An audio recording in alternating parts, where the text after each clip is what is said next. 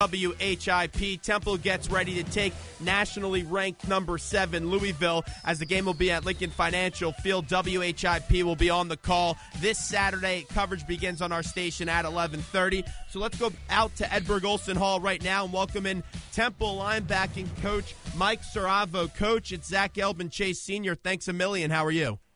Hey, Zach, what's up, man? Nothing much. We appreciate you coming on the show today. I know the team started off 0-4, and it's not the most ideal start for your program as it's a new era with the new head football coach and Matt Rule. But if you want to take one positive from that performance last Saturday, that was Tyler Medikevich. He was awesome with 24 tackles. What did you see on the field from him? Well, the great thing is that Tyler has bought into Coach Rule and the program from day one, and now it's really starting to show up. You know, he's reading keys, he's being physical, he's studying, he's in here all the time watching film and getting extra work in. And the great thing is other guys are going to see that now and now try to follow that lead. Say, how did he have 24 tackles? Well, you got to put the work in. And he's got great vision as a football player. He's a natural guy. And, you know, we worked all preseason on being physical and playing more downhill. And that's what he's doing. He's just buying in and trusting the process, and it's working for him. And now we got to get him to keep being a leader and bring other guys along. Hey, Mike, it's Jay Sr. Thanks for hopping on with us. Nate D. Smith was running around with the number 2s throughout a lot of training camp, and last week he was featured as a D end. Looking at him and his body type, does he almost figure to be a better player playing defensive end right now? Well, what we wanted to do is get the best guys in the best spots to make plays out there. So Nate had to go through that process. Whether he stays at end or not for the future, you know, that's up to how he does, and that's up to Coach Rule. But, man, is it fun to watch how disruptive he is and, you know, cutting him loose out there. So that worked out well, and I think he likes it, and I think it's something you might see in the future. And he has really got great instincts, and it's just, hey, go get the ball. And he's really disruptive and was on Saturday. He's just going to keep getting better as he gets more confident. And it's a rigorous task coming up on Saturday going up against Teddy Bridgewater. How important is it to generate that pass rush to help out your secondary? Because Bridgewater looks like he could be the Heisman possibly this year. Right. Well, you know, I coached the secondary in my previous coaching life, and I learned quickly that a great secondary coach is a great pass rush. So really we've been emphasizing for 2 weeks, especially in the bye, just getting a lot of energy up front and really honing in on being experts about the pass rush. And it's already starting to show up. You know, the wins aren't there. We're disappointed about that. But things are changing up front, and you're going to see more and more disruption. And it has everything to do when you go up against a great quarterback like this to make him uncomfortable and just get heat on him coming from everywhere. And we can do that with 4 guys like Nate and Ioannidis, and you know, guys are really getting their energy up there. We know all about Teddy Bridgewater's skill as a quarterback, but what really sticks out to me is how smart he is under center. He has the ability to audible at the line of scrimmage. He really goes through his progressions well. How difficult does that make it for a defensive unit when you have a quarterback who can change the play at the line of scrimmage with the snap of a finger? Well, he's a pro. That's what he is. Everyone knows that. I mean, he's a legitimate pro. He calls the game at the line. He's got options. So, you know, we just have to understand about trying to make some things look different for him and trying to create some different windows on the snap than what he's used to seeing. And again, bringing pressure from where he's not expecting. And that's what you got to do with those guys. But he's a legit pro, and, you know, we're seeing it as a great challenge. And, you know, we want to see how we come out on the other end, as long as the guys know that that's what they got to do. Mike Siravo joins us right now, Philly's #1 college radio station, WHIP. It's the Temple University Football Coaches Show with myself, Zach Gelb, and Chase Sr. And, Coach, you were here back in 2006 before you went over to BC. What has changed from 2006 to now with this program as they're trying to build it into a big football player here on Saturdays in Philly? Well, the biggest thing is the support. They've put so many resources into the program. The academic support staff, I would doubt there's a better one in the country, and I just came from a pretty good academic school. I mean, these people are unbelievable. Justin Miller and Katie Gwynn, the ones who run it for football. The resources in terms of facilities. There's a whole new building here. Last time I was here, they've tripled the size of this football building, and it's not just, you know, hey, let's just make it bigger for recruiting. It's functional. The weight room is gorgeous. There's a function room up here called the Owl's Nest. It's a great venue for recruits to watch us practice and have recruiting events. And then you look around campus. I mean, campus just around our building has changed so much since 2006. There's $500 million in construction going on right now, new dorms. So it's exciting. I mean, kids come on campus, and this place has such an energy to it when you bring recruits here because of all that's going on. I think that's the big thing that's changed. And we're giving the weight coaches better resources in the weight room. The training room is state-of-the-art. And kids see that, and our players see that, and they want to produce more. So it's an amazing transition they've made, and it's going to be a big-time place, and they want it to be. Philly's #1 college radio station, WHIP. We're talking to linebacking coach Mike Siravo. And, Coach, the tone of this team, what has it been in practice? It's been a rough start to the season at 0-4.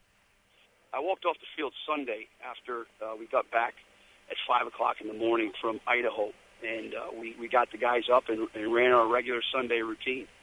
And they're starting to see, what we're saying every day come to life on the field. And we need those wins, but they're starting to see what we're talking about.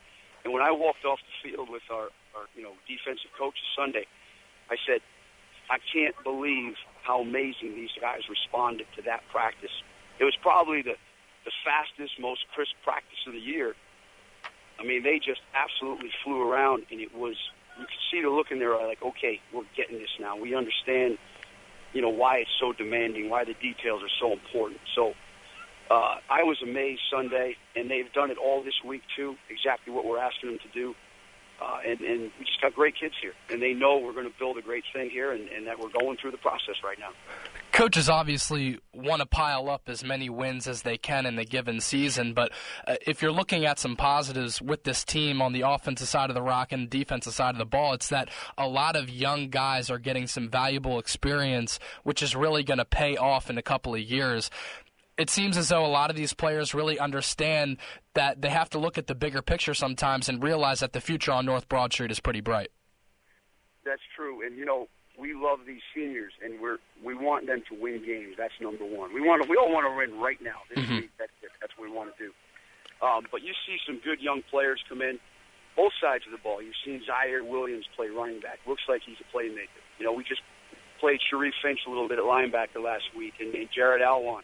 And, are they close to what it needs to be yet? No, but they got a lot of potential, and they're getting them this experience on a week-to-week basis is huge for their development. Got some young D linemen in there, so there's a lot of exciting young prospects. Problem is, you go up against teams that are senior-laden and experienced and have that game day cool about them. You got to learn that. There's nothing you can do to teach that except get experience. So that's what we're going through right now.